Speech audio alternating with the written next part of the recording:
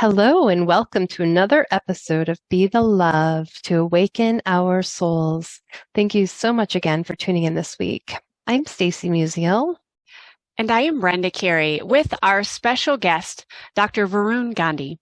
We are your co-hosts and souls on the journey, and we are on a mission to raise the consciousness of humans and the planet, and we need your help. Please spread the word to your family and friends and join us every week. Consider becoming a Patreon supporter or a sponsor to help with the operating costs like editing and the many hours we spend creating these shows with quality guests and content.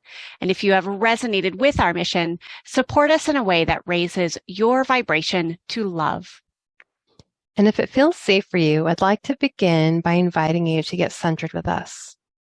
I'd like to begin by inviting you to take a beautiful, cleansing breath in through your nose and out through your mouth, releasing anything that is keeping you from being present. And take another deep breath in through your nose, breathing in calm, peaceful, loving energy. And breathing out anything you are ready to release in this now moment. And take one more breath in through your nose, breathing in light and love for yourself. And imagine breathing that light and love and send it back to all of humanity, remembering that you always, always have your breath to come back to. Our guest today is Dr. Varun Gandhi. He is a life orchestrator, soulpreneur, angel investor, inventor, philanthropist, and a water doctor. He enjoys orchestrating businesses, events, and ideas about the self.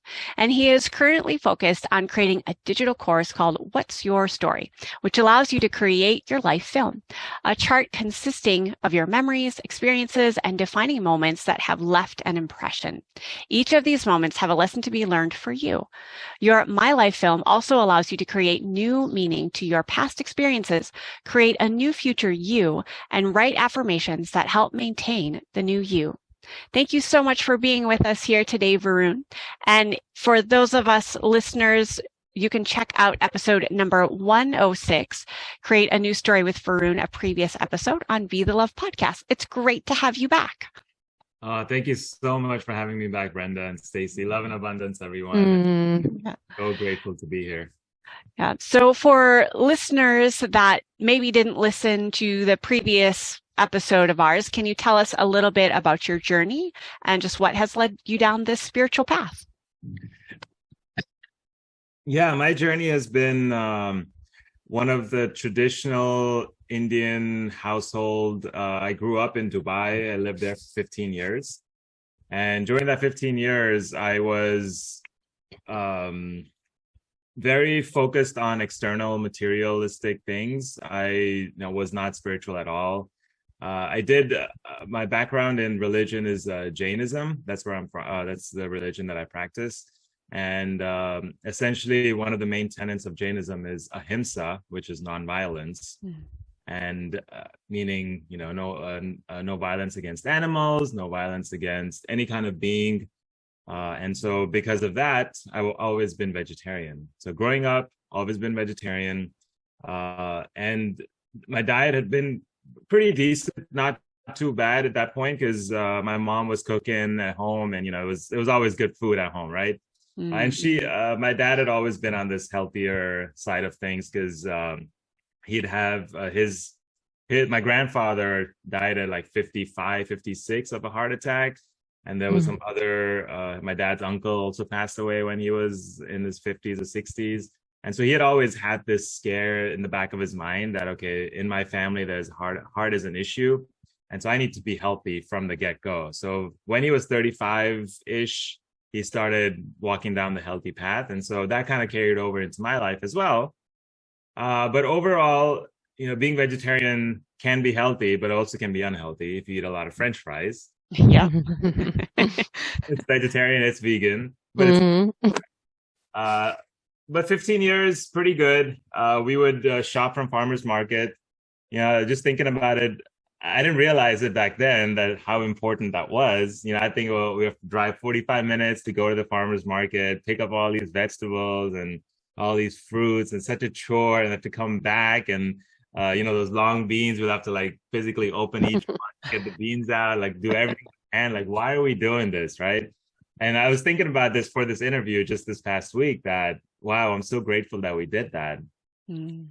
One of the experiences, memories that I've had from those times is that we would, after doing the shopping, would come back home like 8, 9 p.m. and all of us would sit around Friday night and we'd be literally processing all the veggies, like, hey, let's work on the long beans, as a family.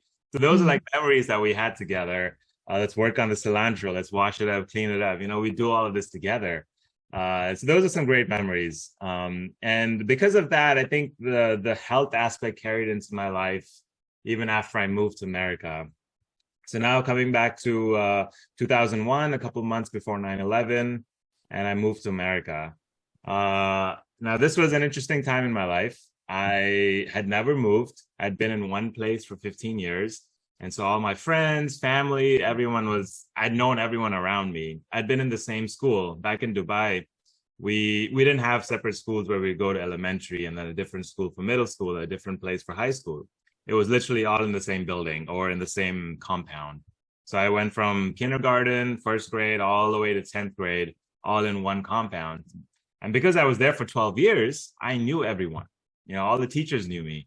And so when I moved here, that was the hardest part of the transition, that I came to a place where I literally only knew 4 people, which was the family that I moved in with. And that became extremely hard for me the first couple months when I started going to 11th grade in Atlanta.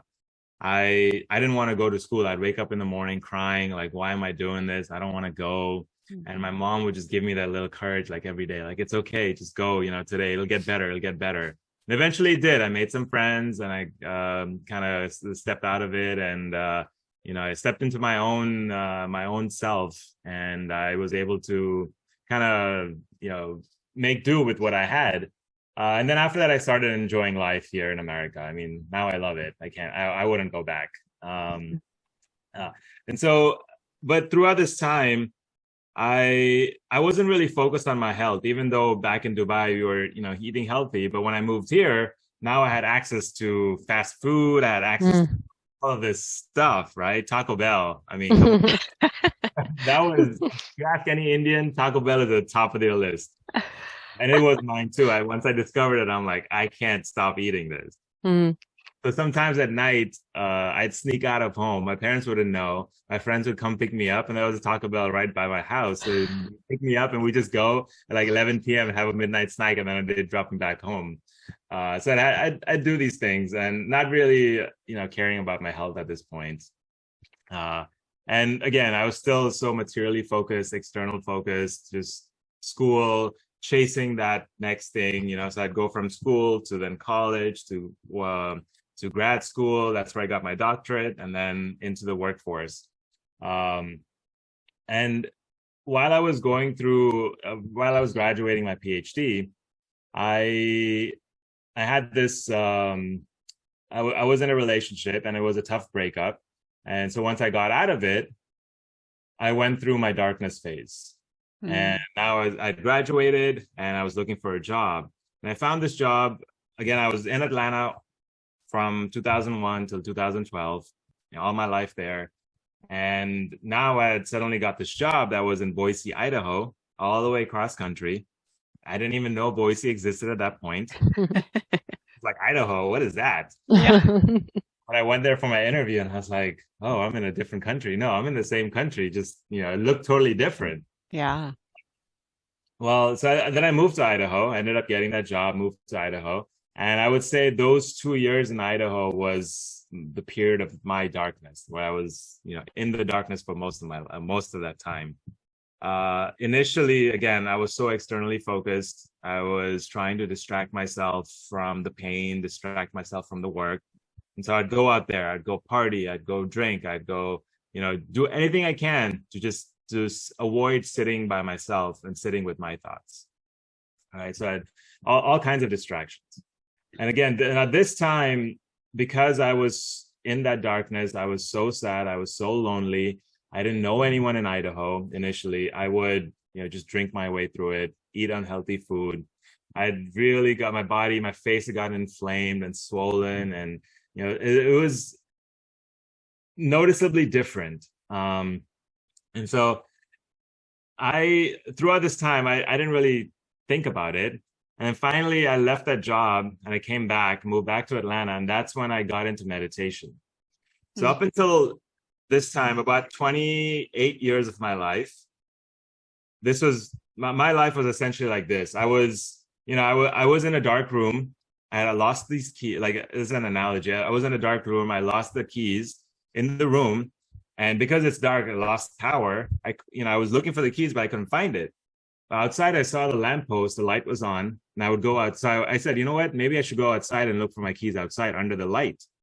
And that's what I was doing for all my life. I was going outside. I wasn't looking inside in my home.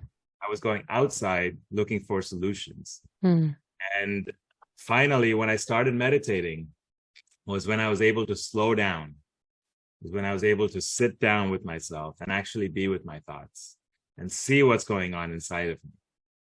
And again, the meditation journey was also, initially it's a challenge, as most people can attest to that. It took me a while to start meditating consistently. But initially I would sit down. It was like a minute, 2 minutes, and that's all I could do. My goal was to get to 5 minutes. And so I would sit there. Then initially I started with 10 minutes and I was like, I can't do 10 minutes. So let me bring it down to 5 minutes. And even that was a challenge. It took 3 months to just get to 5 minutes. But then, slowly, I just kept doing it consistently. And I was able to get there. And then, keep it consistent for like 15, 20 minutes. And so during this time is when I really started tuning into my body. And I was paying attention to what was going on inside of my body. And then I realized that the food that I eat also plays a role in how I feel. Just through the meditation process, just through eating different kinds of foods and then noticing how I felt. And this is when I really, really started making changes to my diet. Taco Bell fell off I stopped eating Taco Bell. Yeah, I love how you bring up this connection. And I think sometimes this is missed between a meditation practice. So I would say being really mindful and self-aware of what's really going on, because the shiny object syndrome, or the light that's outside, even when we're trying to look for the keys inside, that's a great analogy, by the way. I might have to use that at some point. So thanks for that one. But just having that awareness first, because so many people, I think, start from the outside in. They're looking for the next diet that's going to work, or supplement that's going to help them, whether it's lose weight or feel better, not in as much pain. But we all know that different, I'm going to call it nutrition plans as opposed to diet, because I think diet kind of has a stigma to it. Different nutrition plans work for well or not well for different people, but that's that inner journey, finding that first and being aware of like what foods do make me feel really good and what foods do I actually like to eat. And I love how you bring up the Taco Bell example. Back in the day, I used to be like a double bacon cheeseburger girl. I ate way too many of those, originally being from the Midwest, and that was like a staple in my diet, and my skin it really reflected that. And when I actually sat and ate the double bacon cheeseburger, like in total presence, I realized I don't even like the way the waxy cheese felt on the roof of my mouth, and I never noticed it before. And so the cheese came off. I still had the bacon in the burger, but then eventually I'm like, I don't like the greasy fat part of the bacon. And then that became a turnoff. So it's interesting how it evolves. But when we're in that dark tunnel, it's like we're not even aware. We're just numbing out. Yeah, and that's exactly what it was. I was just numbing everything out. And finally, when I got to sit down with myself and really pay attention to what's going on, I was able to, discern. Like it's subtle, right? Like if you're not aware of it, if you're not present of those sensations, then you'll miss it. It's easy to miss it. And it was that meditation practice that really got me down to sitting with, being present when I ate. Otherwise, my mind was all over the place when I was eating. And like you said, certain things would, I wouldn't feel right about it, so it would come off. And the way I took off, eliminated foods from my diet was that I would. It took me a while. Like I wouldn't. Some people like cold turkey, like, hey, I'm just gonna cut off right away. But for me, I was like, I have to do baby steps, right? Yeah. So, and I would always falter. I would go back. I like, oh, I want to eat it one more time. Okay, fine, let me just eat it, right? But every time I broke the rule for the self rule for myself, I would again pay attention to how I don't want to eat this anymore, right? Mm-hmm. Those sensations that were telling me like, oh, this is hurting my body, this is feeling this way. I would always hone in on that every time I broke that rule. That way it would strengthen my resolve to not break it anymore. And so eventually that food would just drop away because, hey, it's, I've always tuned into the part that's not making me feel good. And so finally that part that's not making me feel good has, surpassed the part that makes me feel good while I eat that food. And because of that, I was just able to naturally then drop off after a couple of months. And so I would eliminate foods like this over time. Yeah, that's so important, because there's so much food, like it sounds like, really coming in with some really healthy, strong family values and connecting with food, and then being kind of thrown into the standard American diet, and it's so addictive, and, and then there's this unraveling process that we have to go through. And yeah, one of the things that I know has helped me over the years is I've transitioned because, I was in that sad diet myself before I, found my way to what does my body want, right? Is this food going to nourish me, or is it going to hurt me? And really like connecting with that. And because I think, even healthy foods sometimes can be, foods that might not feel good in our bodies, right? I personally just had a food sensitivity test done, and it came up as, squash was really big on a sensitivity for me, and I would never have guessed that, but it's, something. I haven't had squash yet to test it out to see how it feels in my body. But really just paying attention to everything we eat, and so I think it's really important to recognize that. Yeah, every body is different, right? Every body reacts to foods differently. And so maybe something will work for someone else, but it may not work for me. And that's okay, right? But it's really paying attention to how your body feels after every food that I ate. And so I would make it a practice of, okay, how is this food making me feel? And if it's okay, it's good. All right, cool. I'll keep it in my system, in my diet. If it's not, I'm going to take it out and, replace it with something else. And that's how now I've started operating in that sense for the last about 5 years or so.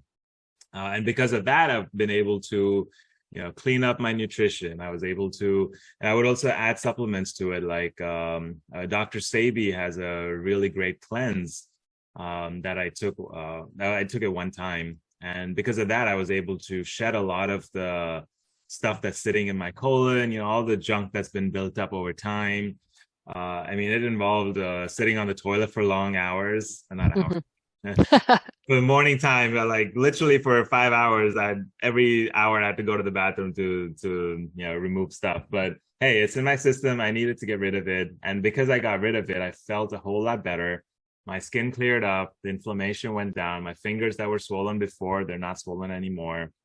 I noticed a lot of changes, and maybe I think I lost about 15 pounds, of just inflammation from my system. Well, and recognizing too that, we're not that I want to necessarily compare us to a car, but, but it's literally like we go in, we take our car in for maintenance, an oil change and get all that stuff done. And it's so important to do that for our bodies, to do that regular maintenance and cleansing. I'm currently on a cleanse right now and going through that process. And it's, I do one at least least once a year, sometimes a couple times a year, but I'm, going through a process, and it's so helpful. It's so, you feel that energy shift, I know I will eventually. I've been a little tired this week, but it's part of that cleansing process, because I'm releasing all the built up toxins that we get that are stored.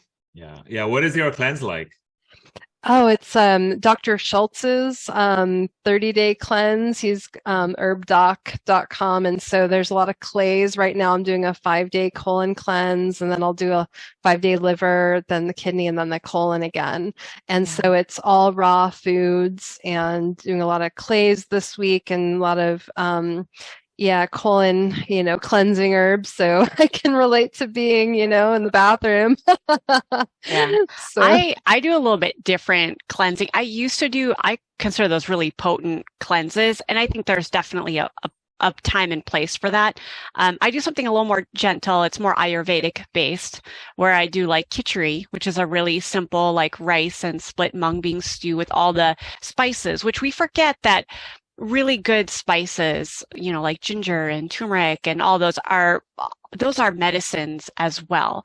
And so mine's a little bit more food based. I will sometimes use supplements, but I have a really hypersensitive digestive system, and sometimes taking too much clay or too much herbal supplements can actually set me back. So again, it depends on the person, but I like the kind of traditional Ayurvedic khichdi cleanse. And another part, I mean, I know you mentioned specifically like weight loss and inflammation and swollenness going down.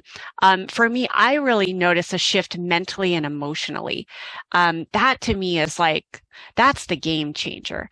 And I know a lot of people, like externally, many of us, want to lose the weight gain, and we want our joints to feel better. But for me, the mental clarity that I get, and just more the emotional stability, it's amazing how addictive our foods can be. And with myself and with some of the women that I work with in my women's wellness group, we'll admit we eat our feelings. Like when something goes awry, and it does, life just happens. It's when the storms hit, not if, but when. It's that's when the ice cream starts calling our name, or just those trigger foods. So I've noticed that I start to release those emotional attachments from my kind of, I would say, go-to foods, and ice cream unfortunately is usually high on the list. That's such a good point. Yeah, mental and emotional clarity is so important. And I've also noticed that when I had dairy in the past, that mental clarity was not there. Yeah, right? It's very foggy, and so I removed dairy from my diet, and then I started having this clarity. But yeah, that is so true. That when the storm hits, it's what do you run towards, right? And that's when your meditation, that's when all of the practices that you've been doing will come in handy. Hey, let me just sit down with this and not be impulsive and, grab that food or whatever I need to satisfy myself. And I think that's a great, physical benefits, but also there's a mental benefit, there's an emotional benefit. It's all around. And that's what foods in our body have an effect on. It's everything in our life, not just one aspect, Mm-hmm. Yeah. So I'm curious too, so you've been doing this for a while, sounds like. And I'm wondering, because a lot of people, I know they struggle with maintaining that healthy lifestyle and that healthy diet, and are, get really turned on by, the ads or the shiny objects, or when they're going out to eat, or having need a quick lunch or something. And so I'm wondering, what are your tools, your tips, tricks that you do for maintaining your healthy lifestyle? That's a good question. I think the one thing is definitely, and I'm going to say this as a first point, is every week at least have 1 or 2 cheat meals. Plan that in your meal, right? Plan that in your structure, because it's important. Our body needs a little bit. You don't have to be 100% on point. It could be 80%, and that's okay, right? You need a little bit of that, hey, let me just take a day off and just cheat on this, right? That's fine. Like the 80-20 rule. 80-20, yeah, exactly. 80%, be healthy, 20%, which, isn't a whole lot. That's fine. You can, have that cheat meal. And so that's what I would say is giving myself that out, right? Okay, fine. If I had it one day, that's okay. It's not going to destroy everything that I've built thus far. Keeping that in mind. Second thing is, now this is the emotional or the mental part, is when you do have that meal or when you do break your own rules, don't try not to beat yourself up. Yeah. Right? Just say that, hey, it's okay. And instead of beating yourself up, focus on the part that, like I mentioned earlier, like I was always focusing on how it's destroying my body, how my body feels. Cheating, I'm eating that burger. Now let me focus on how my body feels while I'm eating that burger, so that next time I keep this in mind that, hey, when I ate this food last time, I felt like this. I felt bloated. I felt pains in my stomach. I don't want to feel that anymore. So next time I'll have more of an incentive not to eat that food because I remember that. I recall. Yeah. Plus, like that, I think that energy of that negative emotion, if you're beating yourself up, is almost worse than the food that you're eating anyways, because you're eating those negative emotions as you are eating the food. Yeah. And then you'll want more of that food or something else like ice cream, to satisfy that emotion. So yeah, and I think it's like trying to avoid that mental beat up. I think that's extremely important. And instead of beating yourself up mentally, focus on the part how this food is affecting your body in that moment. And like Brenda, you said you had that waxy feeling of the cheese and you don't like that anymore, and you eliminated that. Focusing on all of those little things. That way, when it comes to it, the next time it comes around, you're less likely. Maybe you'll still eat it, but chances will keep going down and down, and your probability of it will just decrease over time, such that at some point, maybe 2 months down the road, 3 months down the road, that food will just drop out of your system. Yeah. And that's very true. I think just as we can create eating habits of, whether it's the greasy cheese, pizza, or burgers or things, we can also shift that. I think we forget how resilient our human bodies and minds are. And I'm actually now at a point where like I prefer, especially now we're coming into farmers market season here, and like I prefer the fresh salad and all the veggies over the greasy cheese pizza. Like I will actually choose that instead. But it took me a while to get to that place, because I think we can, like, I don't know if it's scientific, but like retrain taste buds to actually crave different foods. Now, when it comes to sweets though, and I love the 80-20, I'm definitely like that. Like I'm definitely more of a sweet tooth, have always been. And there was a time when I made it really strict and be like, nope, I'm not going to have any dessert. I'm not going to do it. And then by the end of the week, I was like craving ice cream like a crazy person. That's all I could think about. So I do a little bit of dessert every day. It's usually like dark chocolate, or I love making my own homemade paleo chocolate chip cookies. And so I make it something special that I would really enjoy eating, and I savor it. And I have a little bit every day. And that way I don't get to the end of the week and feel like I'm going to eat the whole tub of ice cream.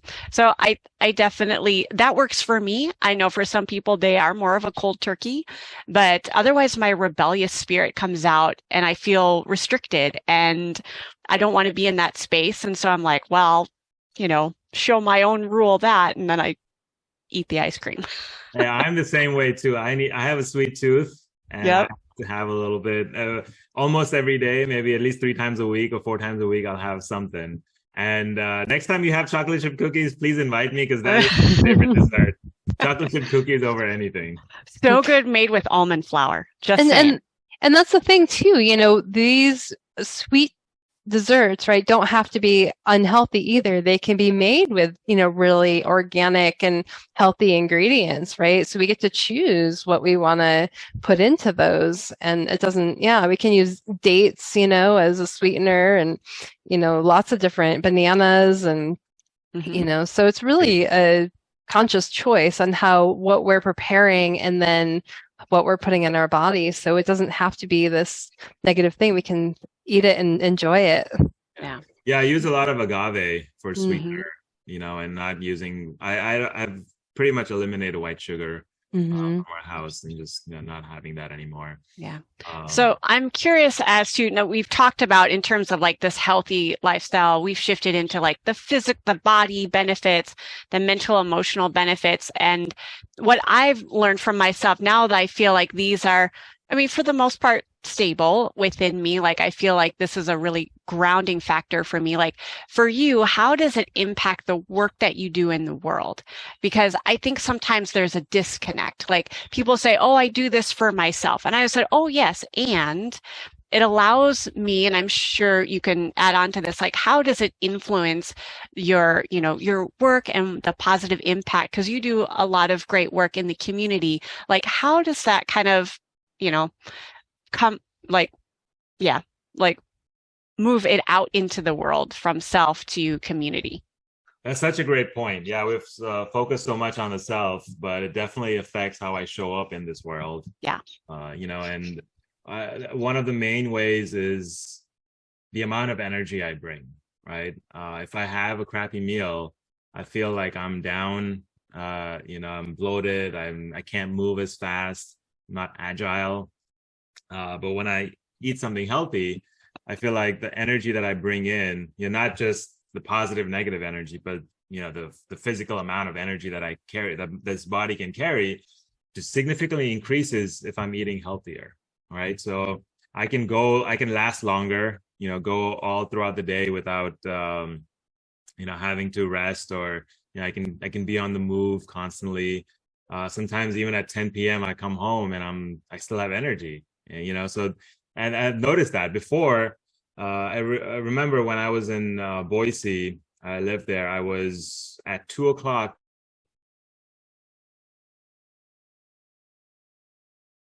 Walk, I'd be so like sleepy and tired at that point.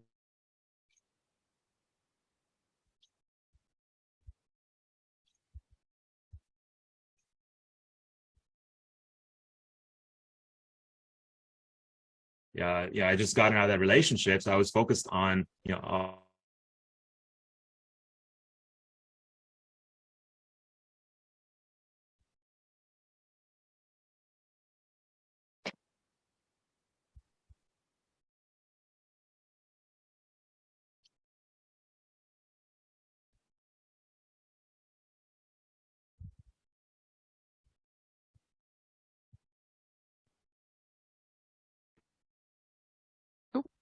Oh, there you are. We lost you. Oh no. What was okay. the last? Oh, you froze up again. Do you want to try turning off your video?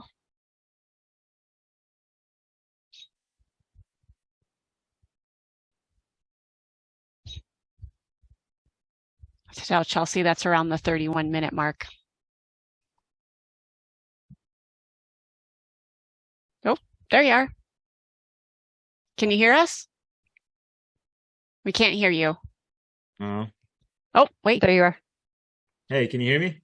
Yeah. Yep. There we go. Okay. I would say, okay, maybe start over with the last question, and we'll have our editor cut it through. Take that out. So, like, you were talking about back when you were in Idaho. Yeah, so back when I was in Idaho, I remember I would kind of lose energy, or have low energy by the time it was 3 p.m.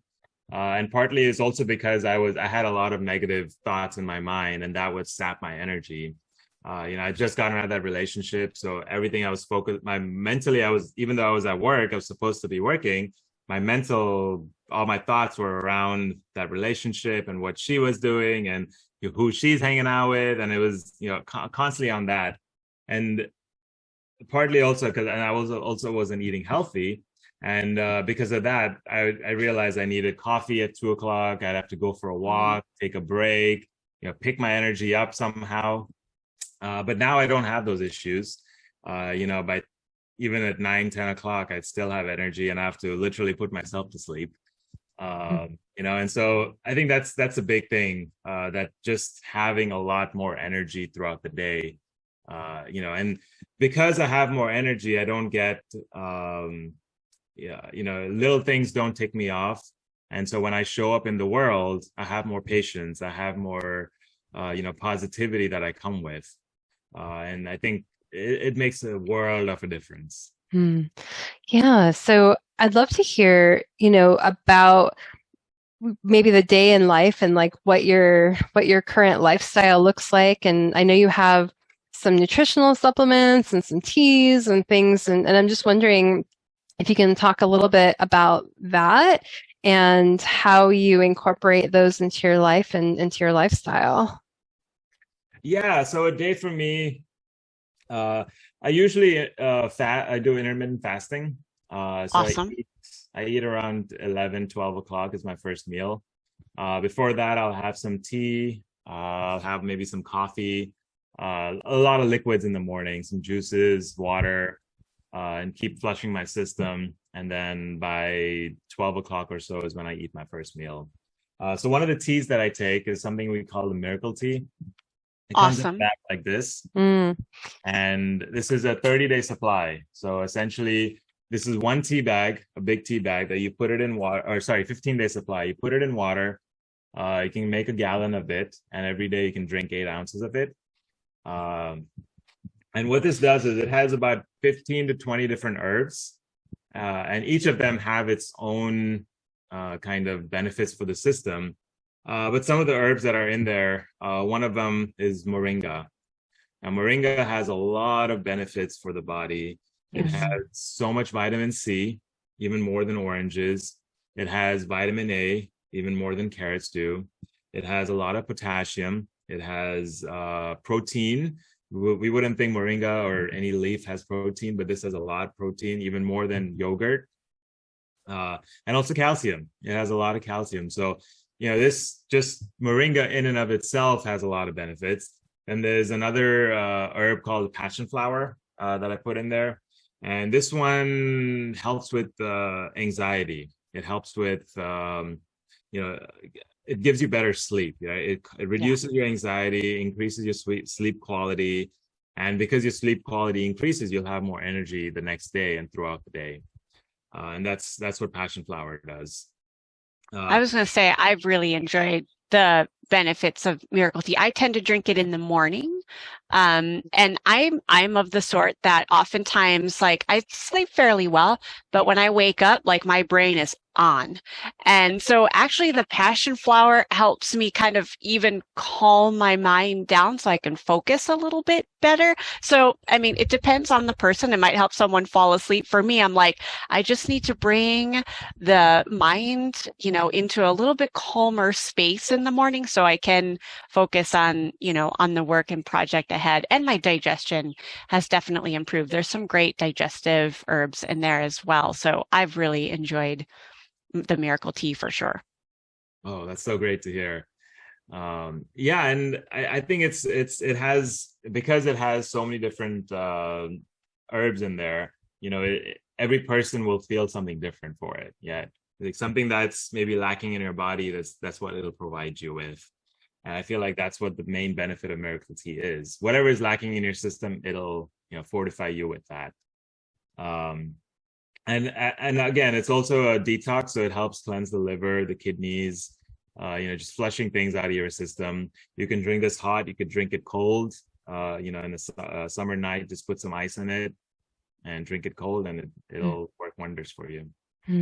Yeah, I noticed that I really enjoy drinking it in the morning as well. That's usually when I like to drink my teas but it's really, I just noticed when I'm having a session, I'm able to stay more present and focused on, the work at hand and being present for who I'm working with, which has been really a nice shift. And, I try to stay focused and present anyways, but I just noticed that even that subtlety there, that, there is a shift in my brain power, it feels like. So, and what a loving thing, right? A loving thing that we can do for our bodies is just, nourishing it with what it needs, and we're bringing in these, change in diet and adding these nutritional supports to really help support our bodies, our minds, our spirits, because it is very uplifting. And I think we can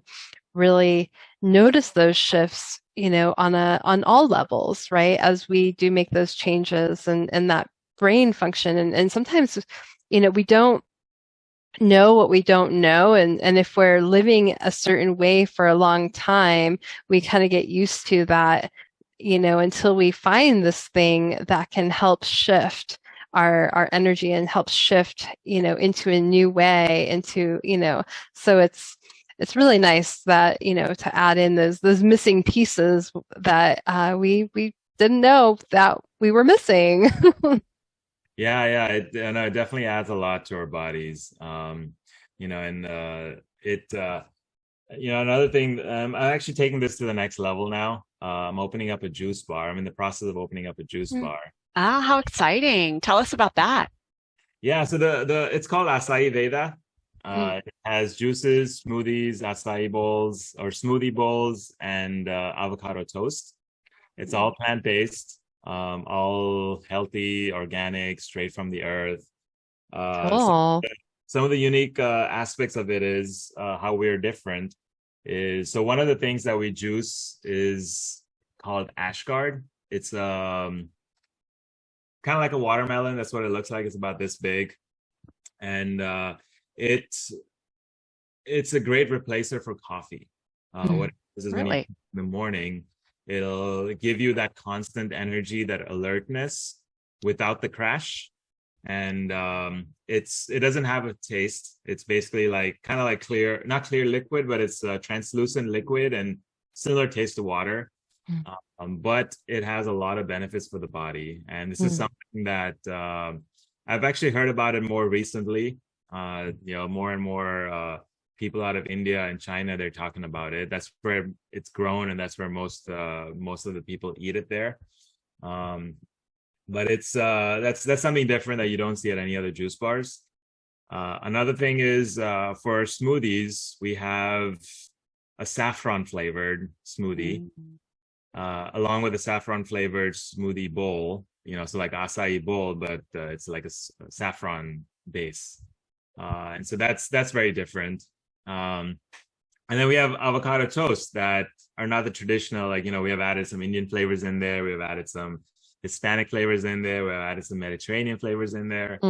It's just like a whole assortment of different cuisines that are brought together.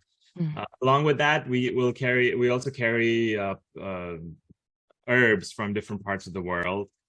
So lion's roots, lion's mane, maca, ashwagandha, moringa.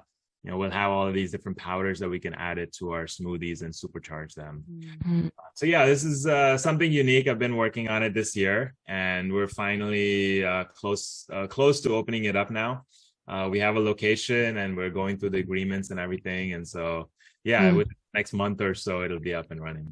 Oh, very cool. Well, congratulations. That sounds amazing. Thank you. And if anyone is in the LA area, Orange County, where the first location we're looking at is in Costa Mesa, which is Orange County. So if you're around there, definitely stop by, and I'd love to meet you there.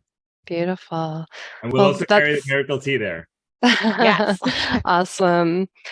Well, as a good segue into as we wrap up, I'm wondering if you can tell our listeners where they can find you. Yeah, so my website is drvarungandhi.com. That's drvarungandhi.com. Or you can find me on Instagram at Dr. Varun Gandhi.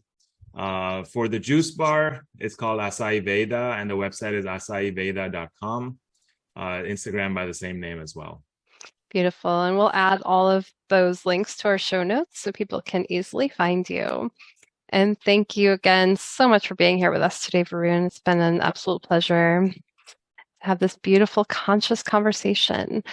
And thank you for listening to Be the Love podcast. If you've enjoyed listening to our show, please share the love by sharing it with your family and friends, giving us a 5-star written review on iTunes and Spotify, or liking us on Facebook.